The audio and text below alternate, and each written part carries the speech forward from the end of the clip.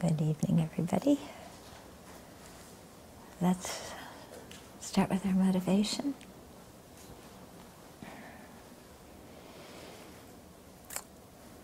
And really be aware of this opportunity to practice.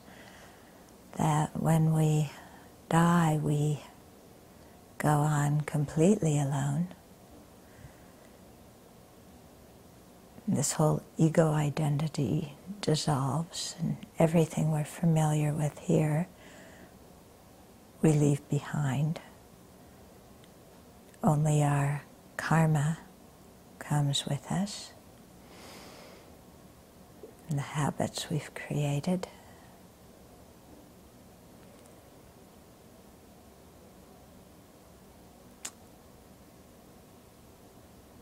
And so, since death is definite, and as long as we have self-grasping ignorance, rebirth is definite, then it's important to use this present life to practice the Dharma, to try and realize reality, so that at the time of death we don't grasp or hold on to anything, but are actually able to transform the death experience into the path to awakening. And so to do this, we need to learn the teachings,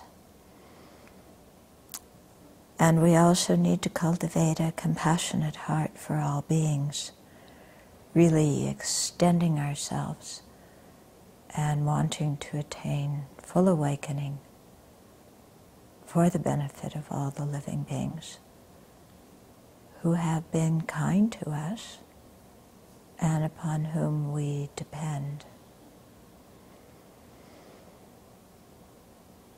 So with that kind of thought, let's share in the Dharma this evening.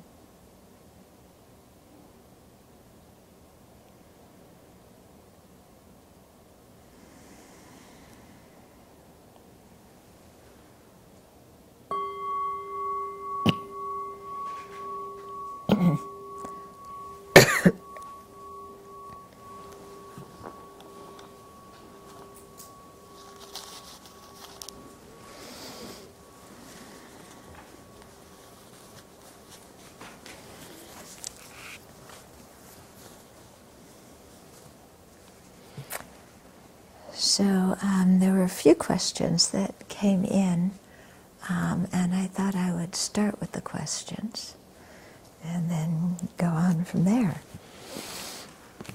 Okay, so one question is regarding when I talked about polluted karma and unpolluted karma, and so this person is saying when, as far as cyclic existence continues, the grasping at true existence makes our actions polluted, but they can still be we can still create virtuous actions. Remember, I made that differentiation.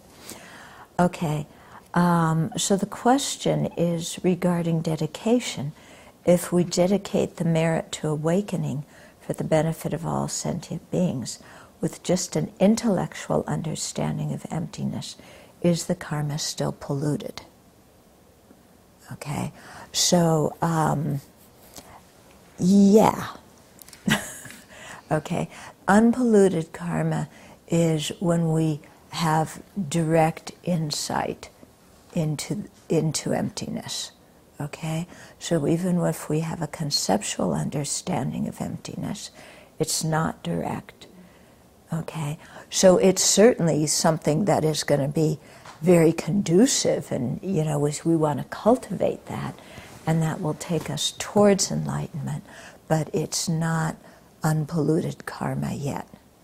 So even though it could be bodhicitta, even though we could have the, an intellectual understanding of emptiness, it's still not yet unpolluted karma.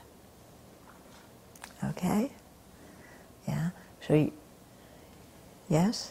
So once you have the direct perception, if you made that dedication then, because once you have the direct perception, it doesn't like instantly, you don't have a whole mind that realizes emptiness all the time. Right. So is there some moments when you're aware of it, you have polluted karma, Yeah. and some moments you're not? Okay, so after you've attained the path of seeing and you have direct awareness, direct perception of emptiness, do you only create unpolluted karma?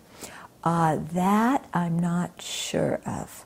I know you would definitely create it in meditative equipoise, but in subsequent attainment, when you still have the appearance of true existence, I'm not sure if you create polluted karma at that time or not.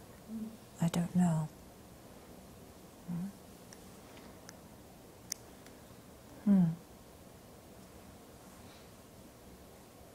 Yeah, I don't know.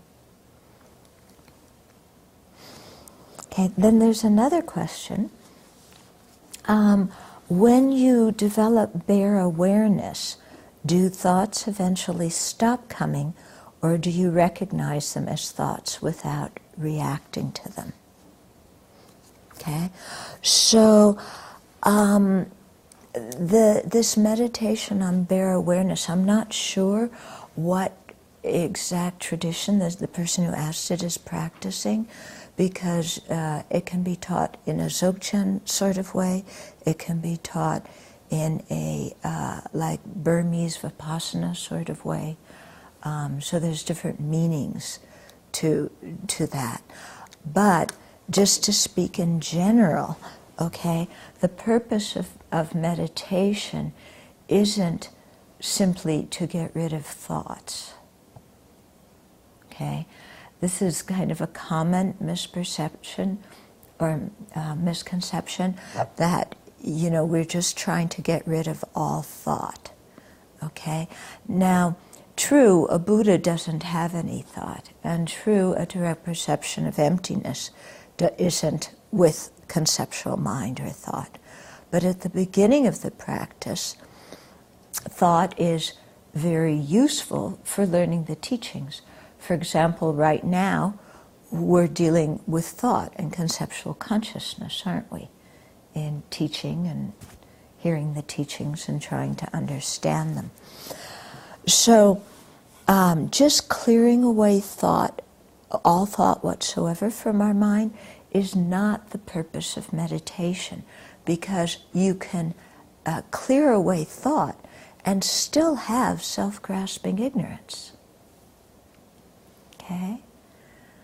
So, yeah, because the self-grasping ignorance is very subtle, it of course is a thought, but you can be in a state of samadhi, like in some of the form and formless realm absorptions.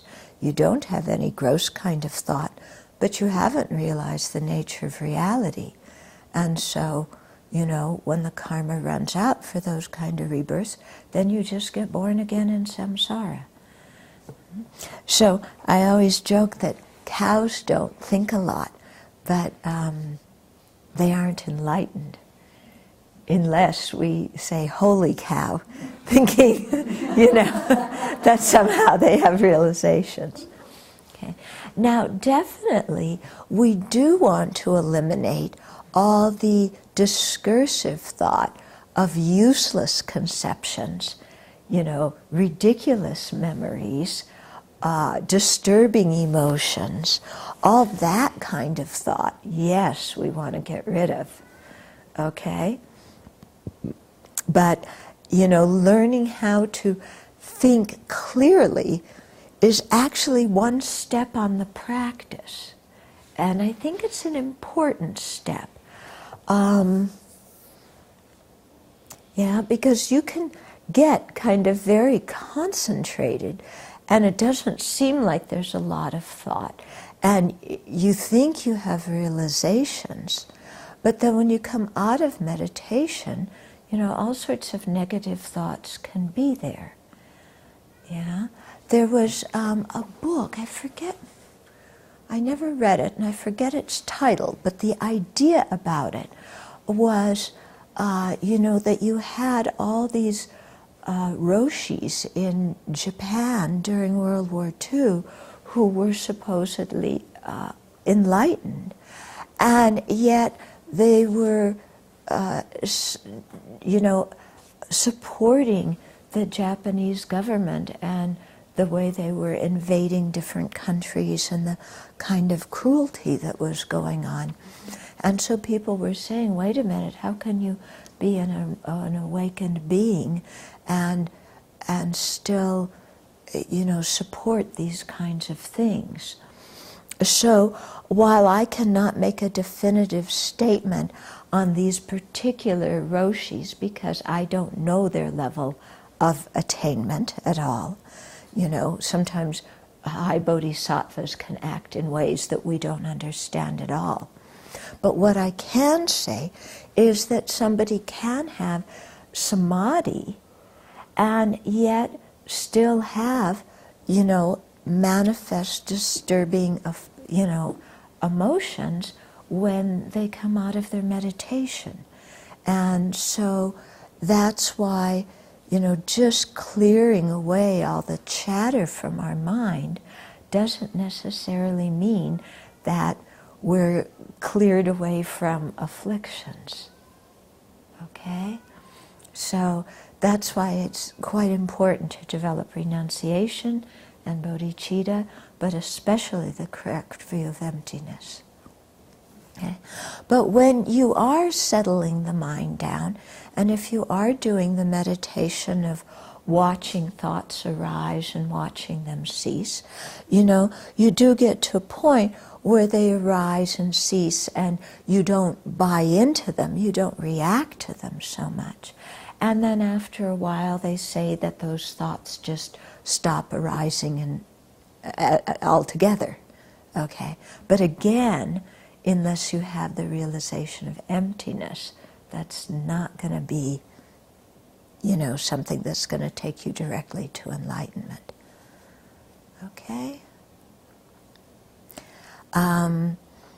So, we do have to be aware of all of our chattering thoughts and try and let go of them and not buy into them. But I also think it's important that we don't just observe the thoughts, but we also understand why certain thoughts are afflictive and other ones aren't. Okay? Because remember the fourth establishment of mindfulness about phenomena, the purpose of that was to be able to discern afflictive thoughts and emotions from unafflictive thoughts and emotions, so we know what to practice and what to abandon. So if we just do meditation, watching a thought arise and cease, we may not necessarily develop the discriminating wisdom that can tell the difference between virtuous and non-virtuous thoughts. Because our afflictions are so sneaky, and our self-grasping is so strong, and our self-centeredness is so pervasive, that we can fool ourselves into anything. Yeah? So I think it's really important to be able to see, for example, how the way anger thinks is incorrect, how it's false, and to be able to really see how the way attachment thinks is also erroneous. And then to be able to identify ignorance when it's manifest in our mind, which is really hard. Okay? So I think all of this is very important. Otherwise, we might just see thoughts arise and cease and release one thought and another thought and another thought, and we might have a very calm mind. But then, when we're out of our meditation and things arise, do we have the wisdom that can see, oh, this is attachment and I shouldn't follow it? Because attachment feels good. Yeah. So when it arises, we want to follow it. We don't necessarily see attachment as a disturbing emotion, because very often when we have it, it feels good. Okay? So, it's really deceptive, very deceptive. And that's why we have to be able to see, even if it feels good, it doesn't necessarily mean it's virtuous. Yeah?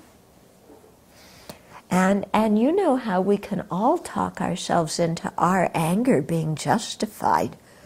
I mean, we're very good at that. Other people's anger, definitely unjustified. But my anger is different. My anger is virtuous anger. It's righteous anger. It's the anger that's going to stop all these horrible people. And of course, the definition of horrible people are people who don't agree with my ideas. Yeah? So my self-centeredness is the arbiter of what is virtue and non-virtue.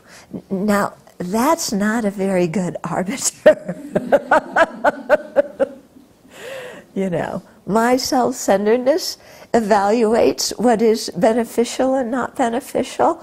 That's not good to trust. Okay? So it's hard for us to tell even when the self-centered mind arises, isn't it? It can be very hard because it's so sneaky. It always pretends to be our friend. And we follow it. We salute our self-centered mind. We curtsy to our self-centered mind. We let it run the show. And we can't tell the difference. I've been, I can talk a little bit about the current events. What's happening in Libya, and Gaddafi is making these speeches. And it's unbelievable that he has been the leader of a country for 42 years, because what he is saying and what he is thinking is very, very afflicted, and he can't tell the difference between an afflicted thought and a virtuous thought. Yeah? So you can have a lot of power and a lot of people respecting you, and a lot of ignorance and a lot of self-centeredness, and not be able to tell the difference. And so in giving these speeches, and we saw it with Mubarak also, people who really think that what they're saying is benevolent and for the benefit of other people, but, they're out to lunch. Yeah? And it's quite scary, the influence that they can have on other people. And it's quite scary when I think of being born with that kind of mind in that kind of position, and the karma that somebody creates by having that kind of power and doing those actions with so much ignorance and confusion. Yeah? Thinking that what they're doing is good and helpful.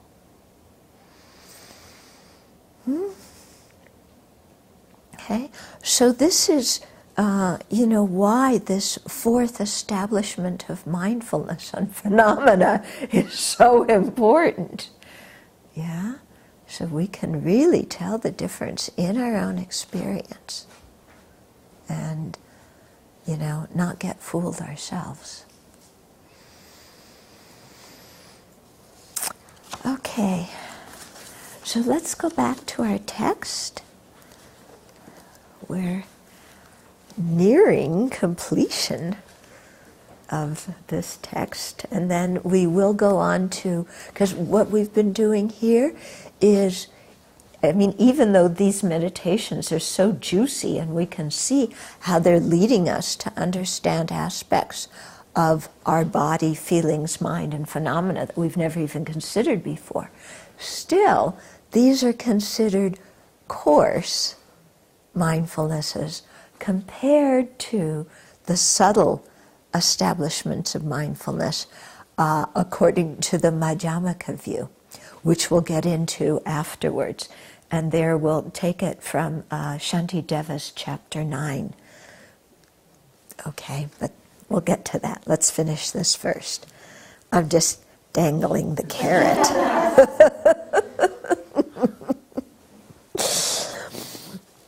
Okay, so we completed point 6, the boundary when you have the actual establishment of mindfulness, and it was from the path of accumulation, the first path, up through the Buddha ground, the last path, the path of no more learning. Okay, then the 7th point in the text is the etymology.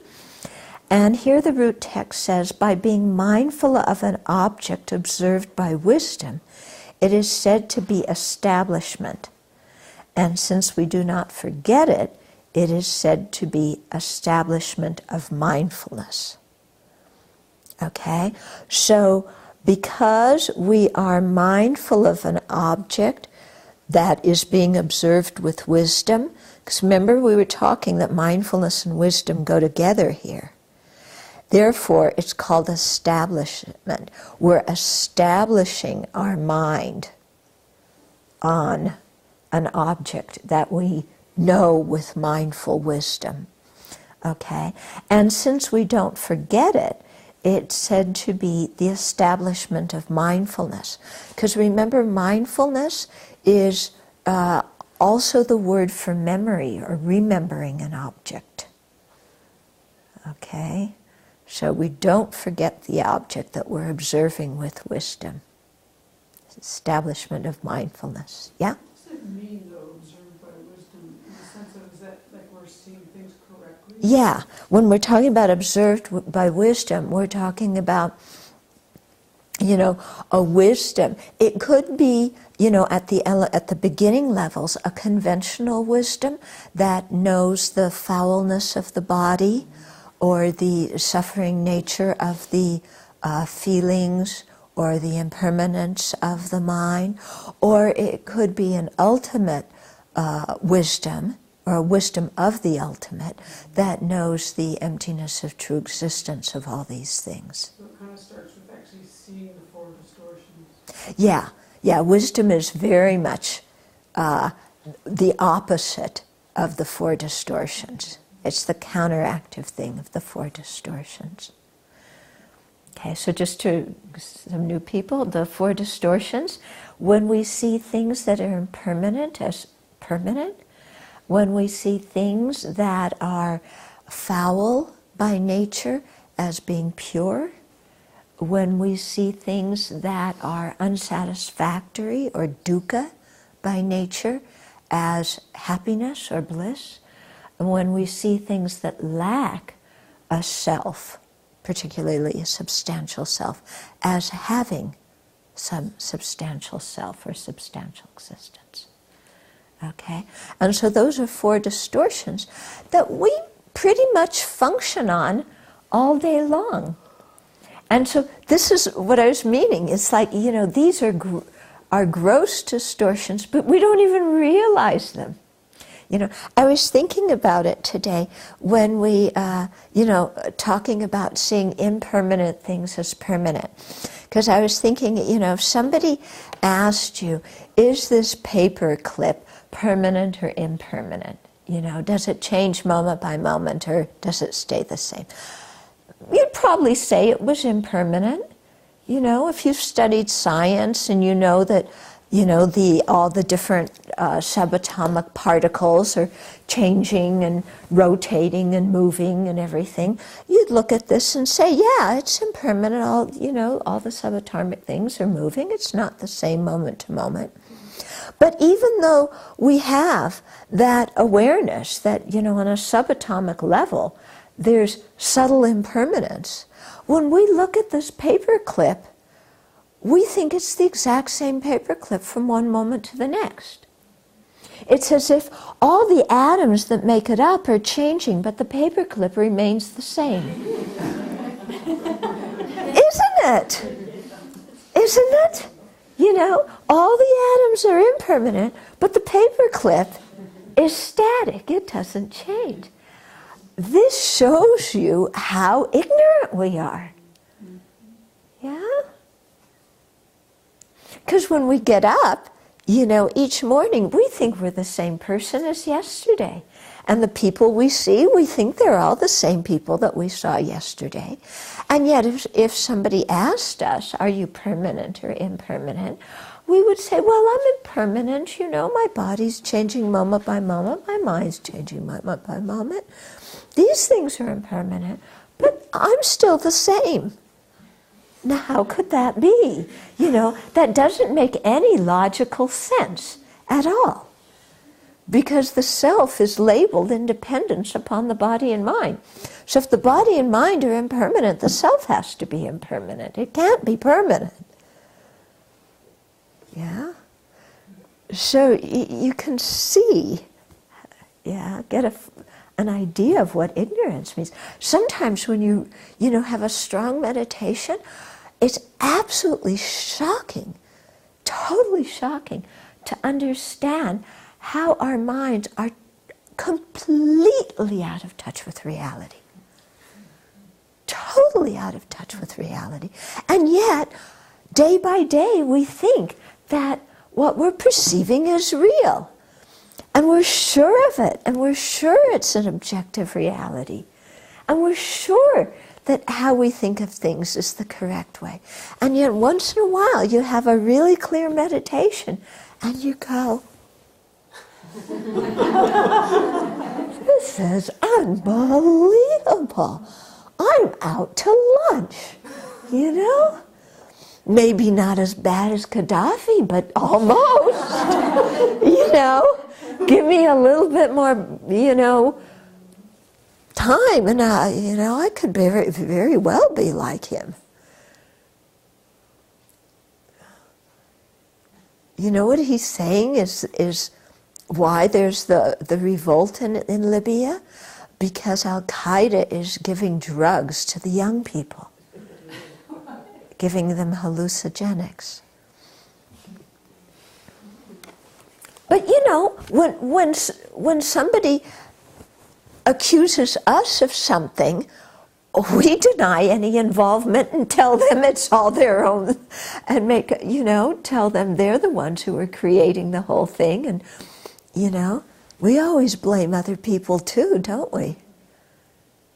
Yeah, it's never our fault for when we have problems. Always somebody else's.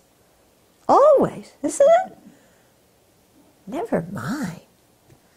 Or if it is mine, then it's totally my fault and I'm irredeemable. Yeah, totally hopeless.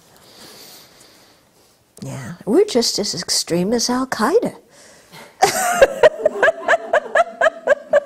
Aren't we? In the way we think. Either all good, I'm wonderful, or I'm terrible, or this or that. I mean, our minds are nuts. This is the force of ignorance. Okay. So you see, we shouldn't judge anybody else. Because, not so much difference is there. Okay, number 8. Demonstrating that the practice of establishment of mindfulness in the Mahayana as superior.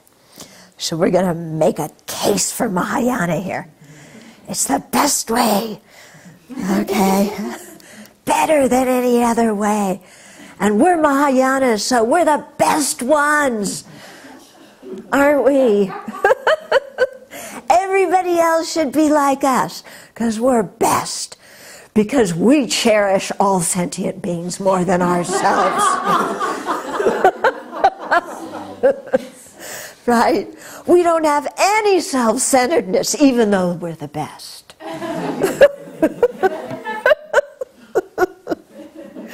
Okay? So, here's another good example why we should not judge other people. Okay, and why we shouldn't believe everything we think.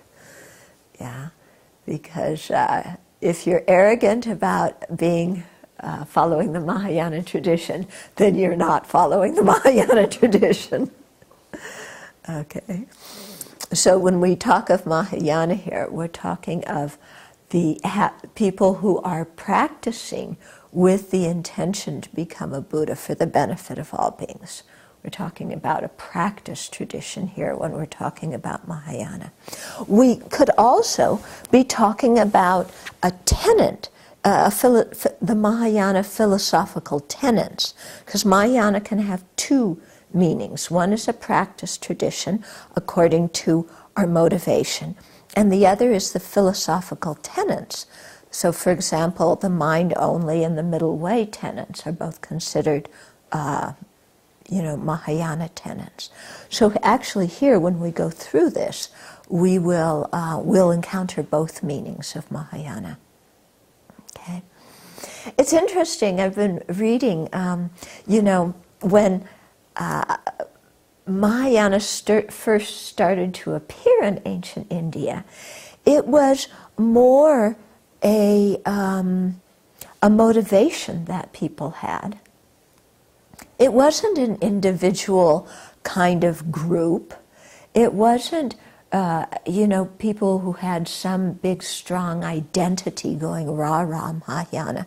It seems like the people who followed the Bodhisattva path were living in the same monasteries as people who followed the Hira and solitary realizer paths.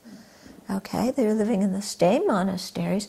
They respected their abbots and preceptors, even if their abbots and preceptors were hearers or solitary realizers, and they were following the Mahayana. And then later, as time went on, then Mahayana, also became known as a group of sutras, the Mahayana Sutras, and then slowly it became.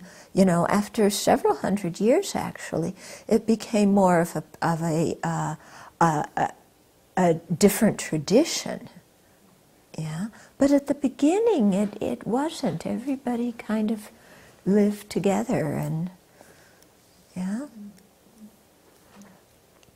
And people often think, oh, the Theravadas, they don't, they aren't Mahayanist. They don't have a bodhisattva path. Well, actually, in Theravada Buddhism, there is a bodhisattva path. And there is a scripture that talks about, how the Buddha generated bodhicitta and how, his name was Sumedha, the time he generated bodhicitta, and then how through many lifetimes he practiced the 6 paramis. That's the Pali word for paramitas. The far-reaching practices. Yeah? So it's there in the Pali tradition too. So we shouldn't get so categorical and boxing people into categories and so on. Okay. So first, what is it that makes these meditations a Mahayana practice? So the primary thing is the motivation.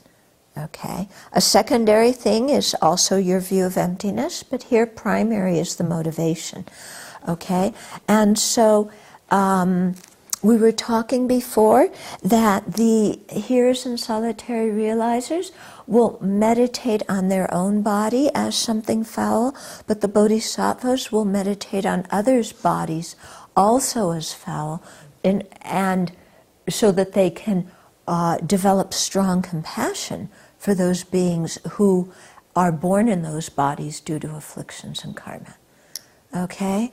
So all these, the way that a bodhisattva approaches these 4 establishments of mindfulness is always through the viewpoint of compassion and meditating on these 4 in a way that will increase their compassion and thus increase their bodhicitta.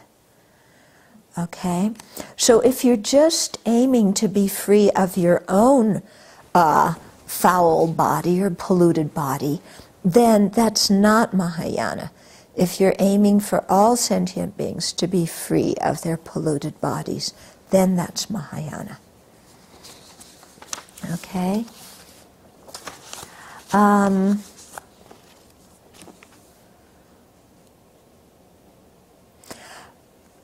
Okay, and then in terms of the view, if you're talking about Mahayana in terms of the view, then you're going to be looking at the four, the body, feelings, mind, and phenomena, as being empty of inherent existence.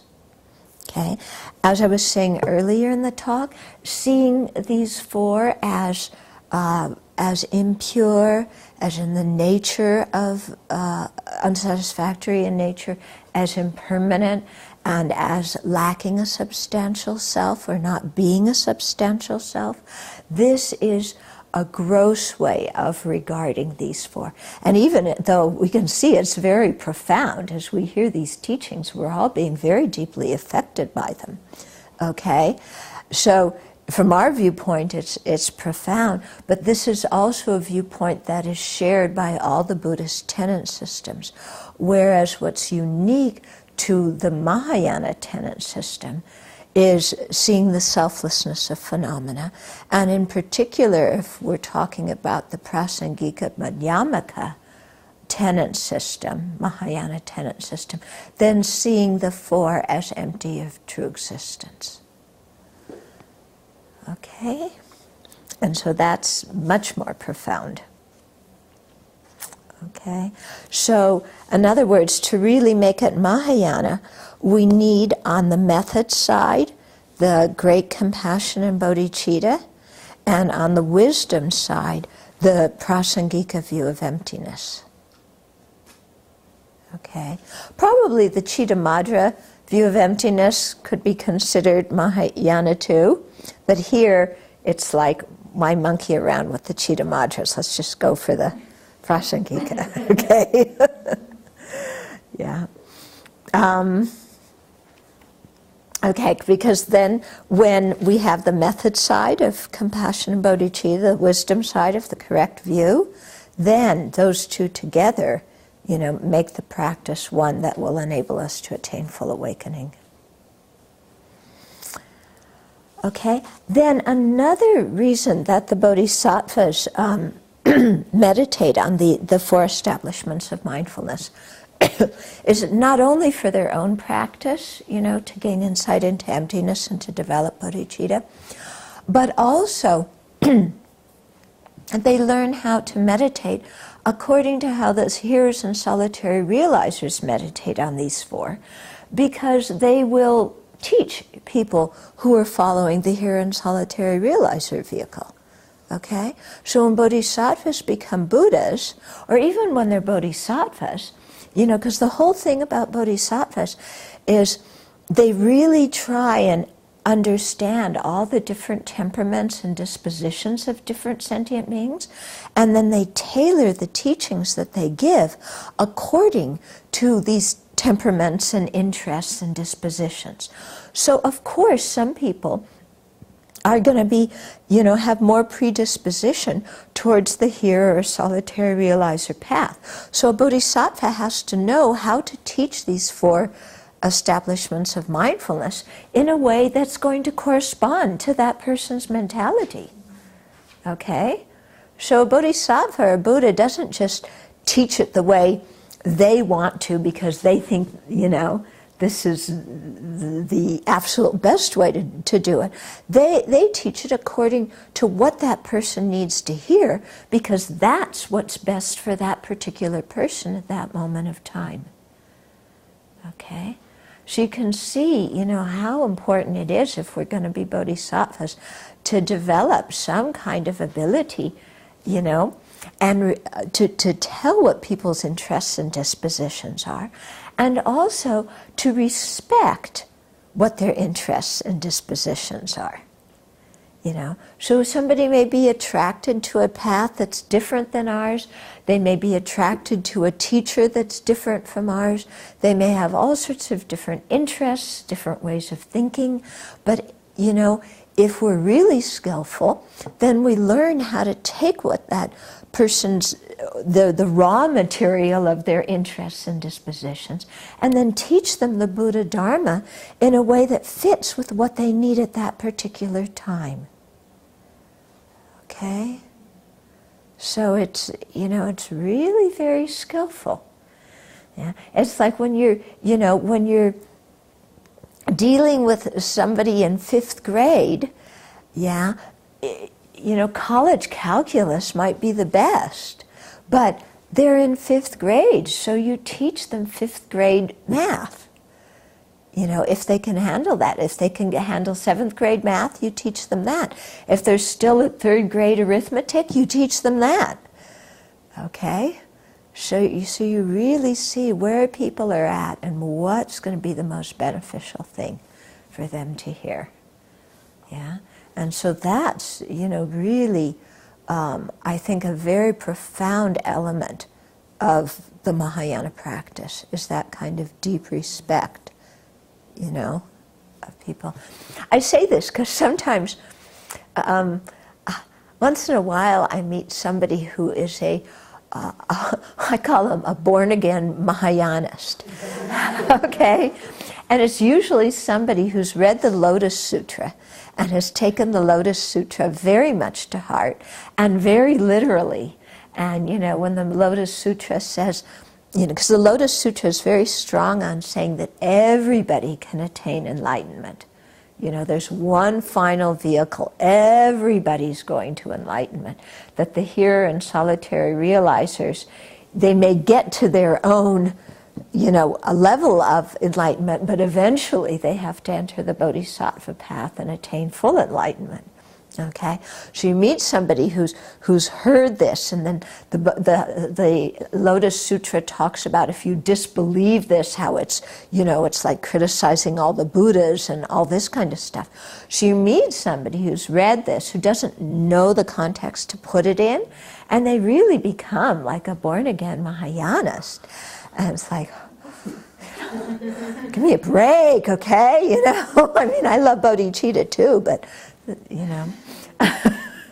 Okay, and so this is, you can really see that what that person's missing is, the skillful means that is so apparent if you really study the Lotus Sutra well. Because the Lotus Sutra gives so many examples about how the Buddha teaches different things for different levels of disciples. Yeah. And I always tell people, when I first met my teacher at LA International Airport, he talked to me about dolphins. Because that was the level of my mind.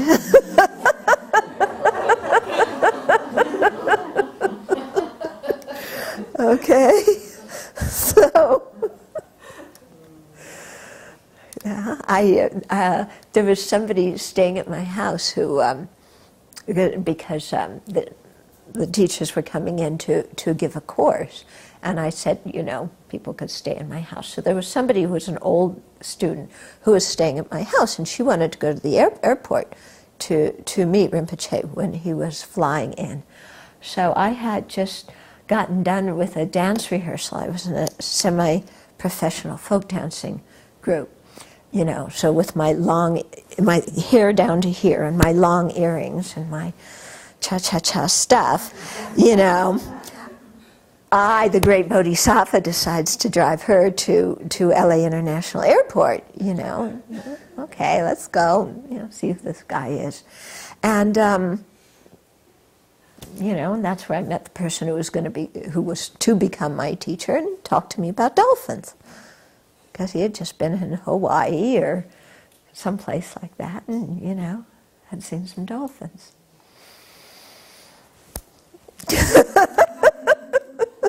It worked. It worked, yeah, it did, didn't it?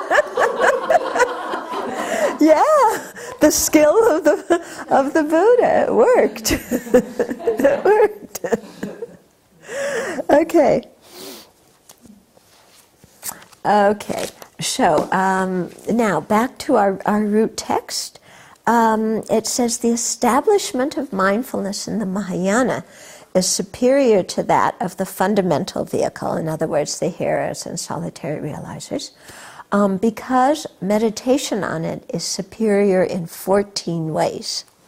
Okay, so first is its aim is the Mahayana. In other words, the Bodhisattva's practice is aimed towards full enlightenment.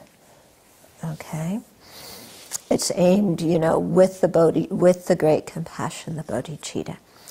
2, it relies on the wisdom that understands the lack of a self of phenomena. Okay, so it's also Mahayana in terms of the tenet system. Yeah, understands the lack of a self of phenomena. In other words, that every single thing that exists does not have its own inherent essential nature. Okay, on an ultimate level. 3 is it acts as a remedy to the 16 mistaken views. Okay, so the 16 mistaken views. When we talk about the Four Noble Truths, there's 16 aspects of the Four Noble Truths, 4 for each of the Four Noble Truths, and there's 16 mistaken views that these 16 aspects are counteracting. So, for example, the Noble Truth of dukkha, the 4 aspects, the 4 mistaken views are that things are pure, permanent, pleasurable, and have a self. And the 4 counteracting views are that they're impermanent and the nature of dukkha and empty and selfless. Okay? And so like this for the other 3 truths, there's 4 wrong views and then 4 correct views that you're trying to generate. So the Mahayana practice of the 4 foundations, 4 establishments of mindfulness is a remedy to these 16 mistaken views. Okay? Then 4 is it engages us in meditation on the 4 Noble Truths. Okay? So remember, as we've gone through this many times, that each one of the objects of the 4 establishments relates to one of the Noble Truths. Okay, so the body relates to the truth of dukkha. Okay, the feelings relate to the origin or cause, the second Noble Truth. The mind relates to true cessation, and phenomena, mindfulness on phenomena, relates to true paths. Okay? And so we've been through this before, so then you can see how these 4 establishments get us involved in meditation on the 4 Noble Truths. Okay? Then 5 is it observes the body and so forth of all beings, both ourselves and others. Okay? So we've covered this too, that when, Bodhisattva's doing it, they're meditating on the bodies, feelings, minds, and phenomena in relationship to all sentient beings, not just in relationship to themselves. Okay? Then 6, it is attentive to the body and so forth. Okay, so forth means feelings, mind, and phenomena. Being empty of inherent existence. Yeah, so a bodhisattva practice of these 4 is not only seeing them as, dukkha in nature, as impermanent, as foul, but also as empty of inherent existence. Okay? Then 7 is it helps us to attain an unpolluted body after having been freed from a polluted body. Okay? So polluted body is one that we take under the influence of ignorance and karma and afflictions. It's polluted by ignorance. Okay? So when we attain the path of seeing in the Mahayana, then we attain a mental body, a body that's the nature of mind, and that is that body is, it's unpolluted in this, well, it's still a polluted body in the sense that there's still the cognitive obscurations. Okay? So it's only at enlightenment that you really get a real, genuine, unpolluted body. When you've eliminated all the cognitive obscurations. But still, at the path of seeing, when you have a mental body, it's much better than this thing. Okay? Much better. Yeah. The cognitive obscurations. Okay, there's two levels of obscurations. One called afflictive obscurations, one called the cognitive obscurations. The afflictive obscurations prevent us from attaining liberation, and their ignorance, afflictions, and all the karma that causes us to take rebirth and cyclic existence. And then the cognitive obscurations prevent us from attaining full omniscience, Buddhahood, okay, full enlightenment, and they are the subtle latencies of all the afflictions and the appearance or the perception of true existence that those subtle latencies produce. Okay, so comparatively, the afflictive obscurations, the ignorance and anger and attachment and those things, they're comparatively gross compared to the cognitive obscurations. So it's, you don't even start eliminating the cognitive obscurations until you're already a very high-level bodhisattva. Okay? But we aim for it, and we're going there. Okay. Okay, then number 8 is the Mahayana establishments of mindfulness accords with the 6 far-reaching practices. Okay, so it's in accordance with the far-reaching generosity, far-reaching ethical conduct, and so forth. And remember, I was saying before that generosity and far-reaching generosity are different. Fortitude and far-reaching fortitude are different. What's the difference?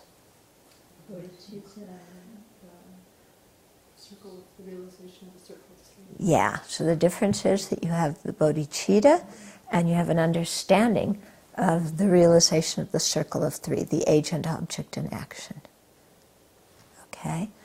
Because generosity is something that, everybody, whether you have a religion or not, thinks is good, and most people engage in it, and it's a virtuous practice. But to make it far-reaching generosity, then we need the bodhicitta and an understanding of emptiness. Okay? Then number 9 is it accords with caring for the hearers, solitary realizers, and so forth. So forth means the bodhisattvas. So when you learn, these 4 establishments from a Mahayana viewpoint, then you can teach the hearers and solitary realizers as well as the bodhisattvas. Okay? Then 10 is through it, we know the body to be like an illusion, the feelings to be like a dream, the mind to be like space, and phenomena to be like clouds. Okay? Very nice analogies. Yeah, they're telling us to chill out, and don't grasp things as so real. So the body is like an illusion. It appears to be truly existent, but it's not. Okay? The feelings are like a dream. They seem so real, but when you wake up, it's gone. Okay? The mind is like space. you try and locate the mind and pinpoint the mind and put the mind in a box, and it can't be done. Okay, it's like space. And phenomena are like clouds. So if we speak about the mental factors, they're like clouds. They come in the mind and they go out of the mind. Anger comes and anger goes. Love comes and love goes. Okay? They're like clouds. So these illusions, or not illusions, allusions, examples, analogies, these are very, very helpful to think of. Yeah? And I think they're also helpful in our daily life. Just to recall this. If your body doesn't feel so well, then just thinking my body's like an illusion. Yeah, it helps the mind deal with what the body is feeling. Okay? If you're in you're having a lot of mental suffering or a lot of physical suffering, and you think feelings are like a dream. What I'm feeling, this happiness, this unhappiness, this pleasure, this pain, You just got the best thing in the whole world that you thought, that you've always wanted, that you've thought will really make you happy. And that happiness is like a dream. Yeah, comes and goes. Yeah. And then our mind, that we're always looking for. And, mind is like space, isn't it? So we go, oh, my mind is so uncooperative, I can't control my mind. Just sometimes say, oh, it's like space. And what is it that we can, is making our mind so obnoxious sometimes? It's the mental factors. Yeah, the mental factors are like clouds. Yeah, and you notice that. You can see one meditation session, you have a great session. Next session, mind is totally uncooperative. Have you noticed that? Yeah, you can't predict it all. Yeah, so really like clouds. I mean, changing like the weather. Look at this. Okay. Okay, any questions? Yeah. I was wondering about the links that the text has between the four establishments and then the Four Noble Truths and then the four distortions. And is it really, genuinely the case that each of them has more, is I guess more apparently linked? Is the body really more apparently linked with dukkha because they also all have those characteristics? Right. Okay. So in linking the four objects of observation of mindfulness with the Four Noble Truths, this is a general way. It's like, because when we meditated on the common characteristics, we saw that all four objects have all four characteristics.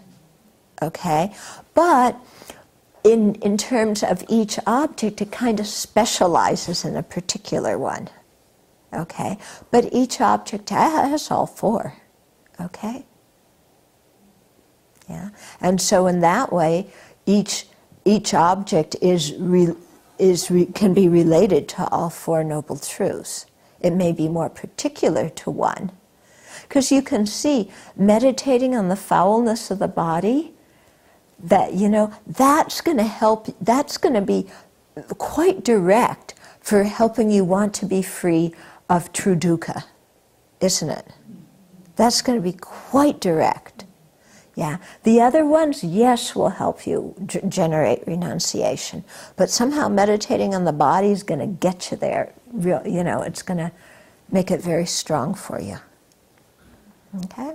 But you have to understand all four of them all four objects in terms of all four characteristics in terms of all Four Noble Truths. The one about it engages us in meditation on the Four Noble Truths. I think that would also be true for the hearers and solitary realizers. Oh yeah. Yeah. It does.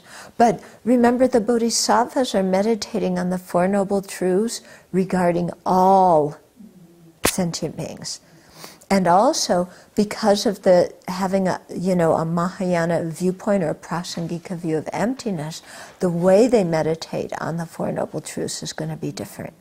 Because they're going to see all Four Noble Truths as empty of true existence.